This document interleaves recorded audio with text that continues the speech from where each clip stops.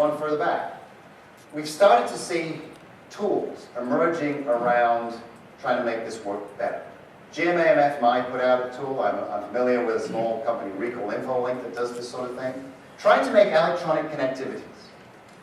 What do you, as a panel, think about that as a solution? Number one, is it cost effective? Is it realistic?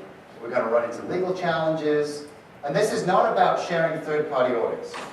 This is about if the chain is connected, so that if somebody on that chain has a problem, it's a set of dominoes that go down, and it's like bump, bump, bump, bump, bump, and the person receives the electronic information real quick.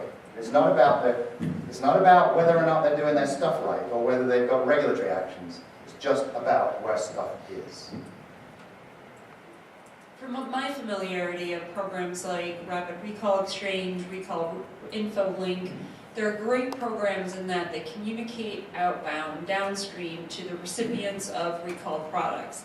That's fantastic. They blast email out, they let people know, hey, you've got recalled product, this is what you need to do with it, you need to stop sale, you need to segregate it. It gets it out of the hands of potential consumer purchases and consumer consumption. That is fantastic. Here's what it doesn't do. They have no way of knowing whether or not they're communicating out all of the affected product. It still comes back to industry's responsibility and effective supply chain management to know you captured all of the affected recall product, that those systems are then used to communicate out on. So hopefully you're all tracking with me, but it's garbage in, garbage out. It's two pieces together. Right. Those systems are very effective communication protocols and avenues to get a lot of information out to a lot of people very, very quickly. And I think that's a fantastic platform in leveraging technology to manage risk. But it still comes back to us to be sure we're doing our traceability correctly, we're doing recall management correctly so that we can quickly identify a problem when we have it.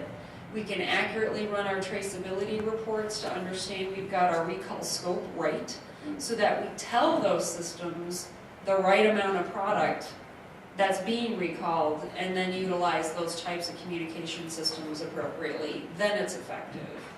Say, do you think the largest food and beverage company in North America could leverage some of this? Sure. Now, I would take a step back to it even. I think I look at different tools that are out there, and then that's, if you do a Google search, you'd find so many of those from recall to traceability to HACCP to everything is there. So the key element to me is that as an organization, as a facility, you want to focus on a food safety management system based on what you make, based on what your ingredient base is. Once you build a food safety management system, these aspects are going to be part of that. They have to be linked with your internal processes. If not, they're not going to work. That's why you need to integrate these tools into your processes, into your systems, to make them work like a single functioning machine. So once you have those things in place, then you can enhance it by bringing in different tools, use of technology. You can modify, you can use Six Sigma and Lean and other tools that are available to make it run more efficiently. Those are enhancements that you can do. But at the very grassroots level, you need to have a food safety management system. And that's one of the things that really interests me in the FSMA, is that it's a very systematic approach. And then you have the risk base that comes on top of that. So that's the basic flavor that needs to be there in order to be able to utilize all the different tools that are available to us. Mark, I mean, you are part of a global company. You've got suppliers all over the world. In your company, do you feel like you've got this fairly well buttoned up, given what you do in terms of moving products around? And then maybe comment on that, and then sort of the Canadian perception of this. If you I don't know, put you on the spot about it. I hope the government gives me an ambassador title of some sort. I get a government pension. Well, if you screw up, you just will be stuck in the United States. There are much worse places in the world. Loaded question, I guess. First of all, to be completely honest, because it would be easy for me to pontificate on certain things, best practices, we all know that, but to be completely frank, our supply chain is probably a lot less complicated than other folks. We deal in whole food, single ingredient products. and we deal directly with many of the processors. Mhm. We know the fields. So it's a little bit different. We're not using multi-ingredient products that are consolidated.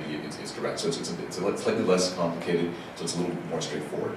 Having said that, the scale and scope of our enterprise is at a stage where those things that were being done manually can't be done manually. Technology is something that we have to use. It's a critically important tool. It's also, it all comes back to culture, of course. When you have a culture that actually fully believes, has drunk the Kool-Aid, as the expression goes, and is a firm believer and apostle for food safety, then you will look to using technology the right way. You will be an early adopter, right? And simple things that it blows my mind people don't take advantage of, the really cheap access to information that you can get that technology now affords. I'm, being the regulatory nerd that I am, I monitor import refusals and import alerts to look for trends. And I know a lot of importers who don't even know what an import alert is, right? They have no clue. There's tools out there, it's free, take advantage of it, let alone the opportunity to use, not reinvent the wheel, by using solutions that providers do have to automate. I also want to come back, not to skate around the question about the Canadian perspective, but to come back to one of the earlier points that you brought up. And as we look at how we can drive these changes, the way that FSMA is always characterized is as a paradigm shift. A shift isn't instantaneous, it's a transition, right? And in this transition, things are going to change. I'm not saying we're all going to hold hands, sing Kumbaya, and all's going to be well. But when we look at what happens when things like this have happened elsewhere, the World Bank did a fantastic study, a great deal of work in Romania and in Poland when those two countries were seeking accession to the European Union. And they identified all the food companies in those countries who then now had to meet EU standards out of Brussels. And from pre-EU ascension to following EU ascension, the attrition rate of the food industry was about 50%. Now, that's a double-edged sword, right? I'm not saying we want to see companies go to business, but that's going to be a reality. Yeah. And I wonder as an industry, if that gut check that we have to have, what happens when those companies start going under, maybe should, and they start talking to their congressman? That's a really loaded question, but that's also a reality. And that's part of the transition that our food landscape is going to change dramatically over the next several years. Right. Plenty of things to talk about.